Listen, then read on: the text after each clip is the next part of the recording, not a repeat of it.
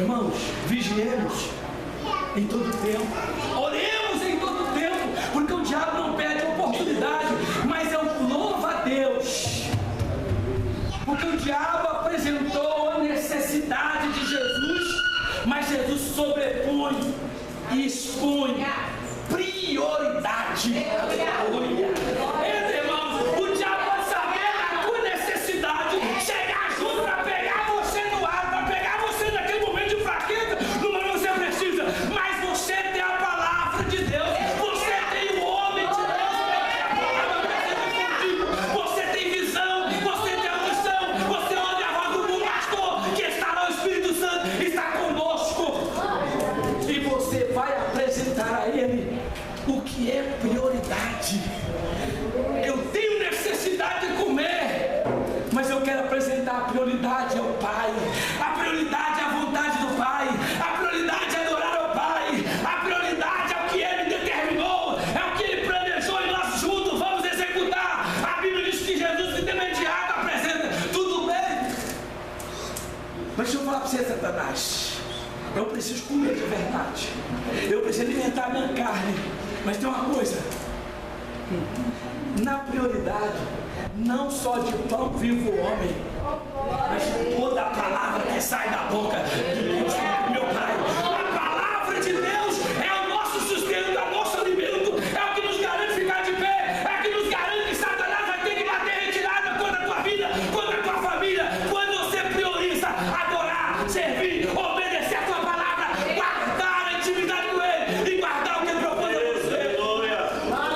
Quando nós priorizamos ouvir aquilo que foi nos ensinado, o Senhor, este homem, que é este homem? Que Ele, eis aqui o homem que veio para tirar as ovelhas que estavam sendo levadas para a morte, para o matador. Nós todos estávamos conduzidos ao matador, porque todos nós estávamos destinados à morte, todos estávamos destinados a morrer, se quiséssemos então ser salvos, nós que teríamos então que morrer, mas nós não podíamos pagar o nosso preço.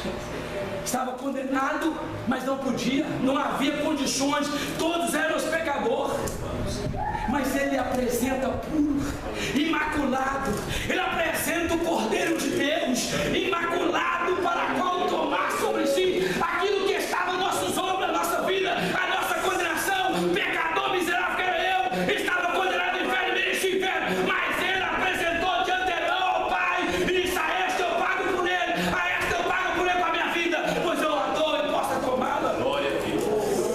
Este homem é aquele que está conosco todos os dias, até a consumação do século. Este homem é aquele que vai falar conosco, dizer: eu sou a porta, aquele que entrar por mim, entrará e sairá e achará pastagem. Eu sou o caminho, a verdade e a vida.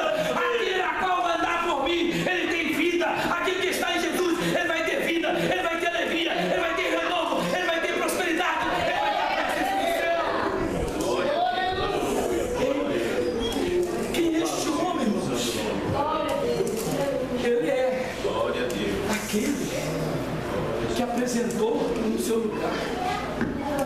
Ele é aquele que entrou em nosso lugar quando aqui o povo grita, quando Pilato fala assim: olha, podemos soltar o rei dos judeus, e o povo grita: esse não solta não, mas solta Barrabás.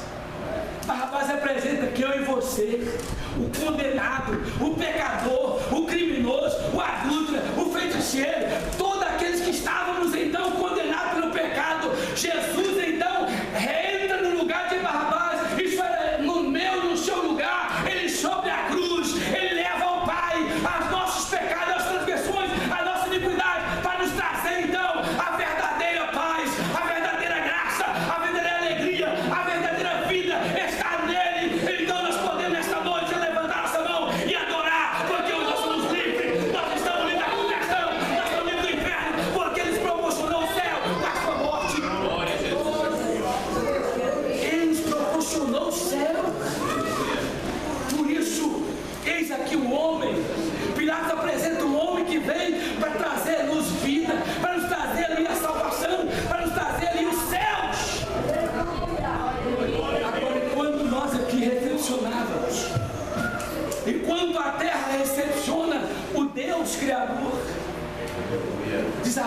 que quando nós olhamos para Gênesis, no princípio Deus criou os céus e a terra.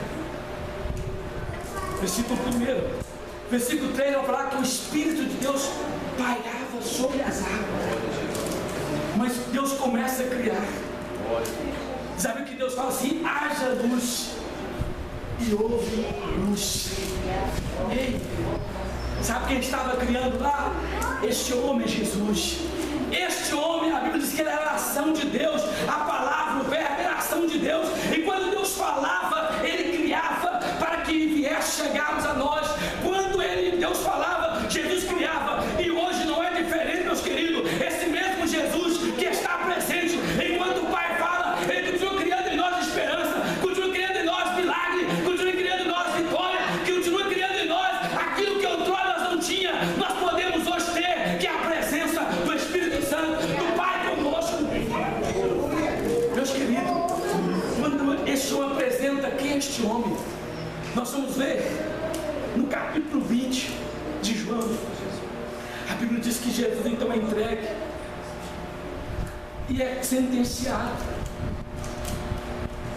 à morte, e morte de cruz. Mas estava destinado, era a missão para que nos possamos hoje aqui estarmos louvando, adorando. Ele precisava passar por isso.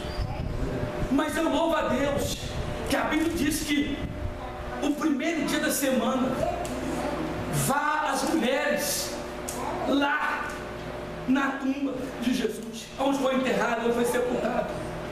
E a Bíblia diz que quando chega lá, as mulheres não viram mais que então estava a pedra removida, e não viu mais o corpo, não estava, Jesus estava ali. Ei, irmãos, a Bíblia diz que de repente eles anunciaram aos discípulos, e João e Pedro saem correndo para o túmulo de Jesus. Segundo a Bíblia, que um deles correu mais, parece que era João, era quem amava mesmo Jesus, amava que vai ao pé de Jesus. João correu mais, chegou na frente, lá no túmulo, mas ele chegou e ficou de fora olhando.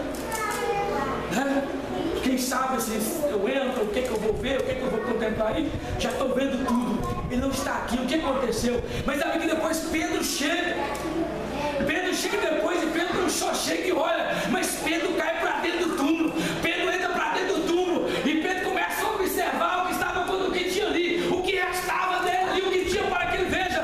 Então Pedro olhou, os lençóis estavam amontoados em um certo lugar, mas Pedro olha a paz com carinho, com jeitinho, e ele vê algo específico, algo diferente ali na tumba.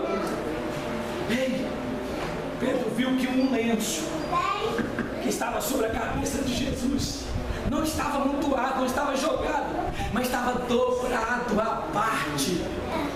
Irmãos, um homem que nós recepcionamos um dia aqui na terra, um homem que muito recepcionou a sua casa, ele saiu daqui e voltou para casa. Ele disse: eu vou para o Pai, vou preparar os lugares para que onde eu estiver, ele de nós também. Ele foi preparar o lugar, ele vai voltar a qualquer momento, ele vai voltar. Nós estamos aguardando este momento. Mas quando Pedro olha aquele lenço dobrado à parte, Pedro se alegra, porque Pedro era judeu, ele conhecia alguma coisa do convívio do povo do dia a dia. Quando o judeu entrava na casa de alguém que era recebido, que alimentava, ele recebia um lenço para pôr aqui ou no colo.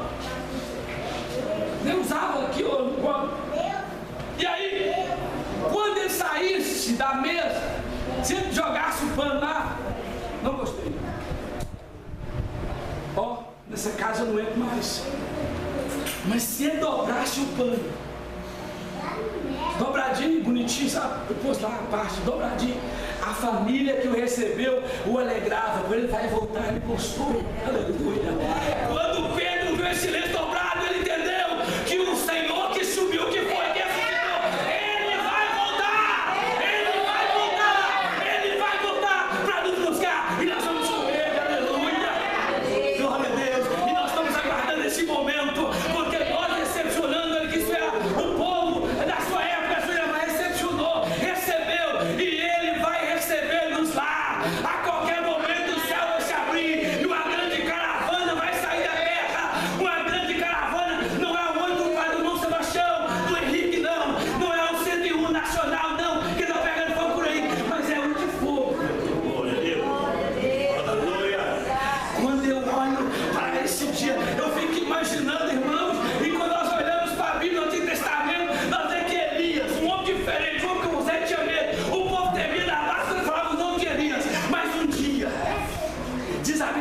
estava caminhando com seu sucessor e falando a palavra, mas o homem mandava, então eu plano ali, se eu fico aqui, que eu vou em todo lugar, vou ficar, não, meu filho, não vou não. Crente que sabe que Deus tem bênção, crente que sabe que Deus tem milagre, ele não arreda o pé do lado do homem de Deus, do pastor, da irmã de oração, daquele que ora, daquele que sabe palavra, ele não arreda o pé, porque sabe que a qualquer momento Deus vai o tomá-lo para si. Cada vez que Elias, caminhando de repente, instruindo o seu sucessor, diz a Bíblia que de repente, irmãos, veio a carruagem de fogo e pega Elias e toma Elias, e o profeta Eliseu pode contemplar, ele subiu em carro de fogo, e a igreja do Senhor, esse homem que foi recepcionado aqui pelo jumentinho carregado, mas você vai ser diferente, não é carruagem que pega fogo, mas é uma que tem fogo do céu, vai te tomar, e você vai subir, mas não falando essa língua portuguesa, ou inglês ou japonês, mas vai falar a língua dos anjos, vai falar a língua do céu, já vai subir falando com ele. Aleluia. Meus queridos, esse homem é aquele que está guardando o momento do Pai, é agora. Que esse homem é aquele que continuou a sentar no céu. Que esse homem é aquele que perdoa o pecado. Que esse homem, aqui está o homem, eis aqui o homem, Glória a Deus. o amigo, eis aqui o homem que não abandona, eis aqui o homem que em todo o tempo está presente. Ei, irmãos, esse Jesus não nos deixa só, nós só precisamos crer na sua palavra, nós só precisamos acreditar na sua palavra e buscar a sua face, buscar a sua presença. Nós podemos confirmar a nossa presença conosco no meio dos acontecimentos, quando nós dedicamos a vida a Ele em oração, em espírito e verdade. Meus queridos, esse homem precisa que nós busquemos mais. Esse homem precisa que nós o trazemos mais para a terra, para que o povo que está perdido, para aqueles que estão nas trevas, veja. E, meus queridos, nós precisamos ter mais desse homem. Mas como assim? Eu vi um comentário do pastor, eu não sei se foi no Graça Brasil, mas eu vi. Ele falou assim: olha, ei, Deus não vai te encher do Espírito Santo aqui, plantar bananeira, dar campanhota, dentro do templo aqui, fazer a rua, e opa, glória a Deus. Não, não, não, não. Deus vai te encher aqui. Eu gostei dessa palavra dele. Deus enche o crente dentro da igreja. Mas deixa eu falar uma coisa. Quando a mulher, a viúva dos filhos que ia ser escrava, os vasos foram enchidos no secreto, mas aonde ele foi exposto? No mercado.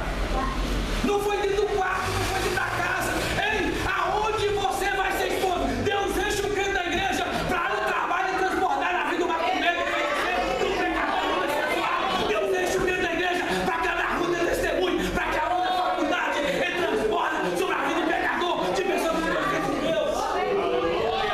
Esse homem precisa que nós enchemos mais a sua presença.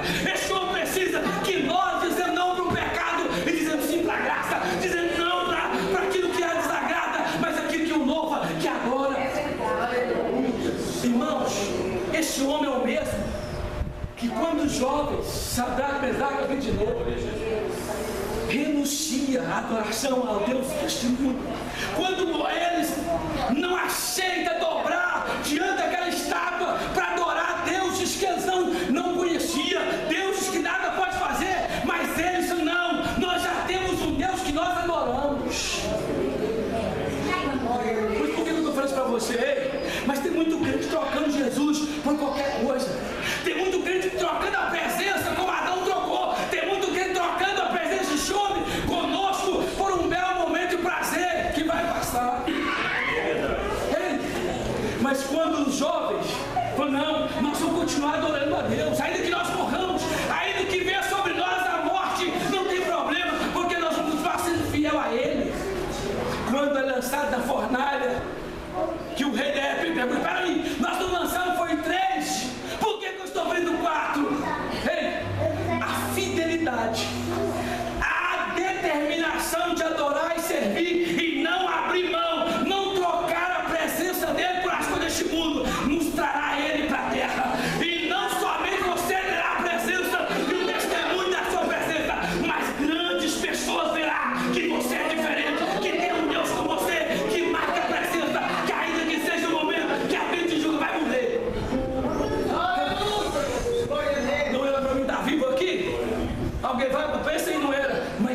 aquele que foi recebido aqui, o homem que se apresentou com a coroa de espinho, está conosco. Ele está presente e ele pode garantir o livramento, não somente aqui da espada, da arma, aqui da macumba, da feitiçaria, mas ele pode te livrar não só do diabo para te atacar, mas tem um outro livramento muito glorioso que eu gosto. Qual que é? Ele livra da morte, livra da espada, livra da fornalha, livra da água legando, livra da macumba, quem não pega a macumba, livra de tudo aqui, mas tem outra coisa que ele livra, que é só ele, da ira de Deus. Ele nos livra da ira de Deus, pela sua graça, pelo seu perdão, pela sua misericórdia.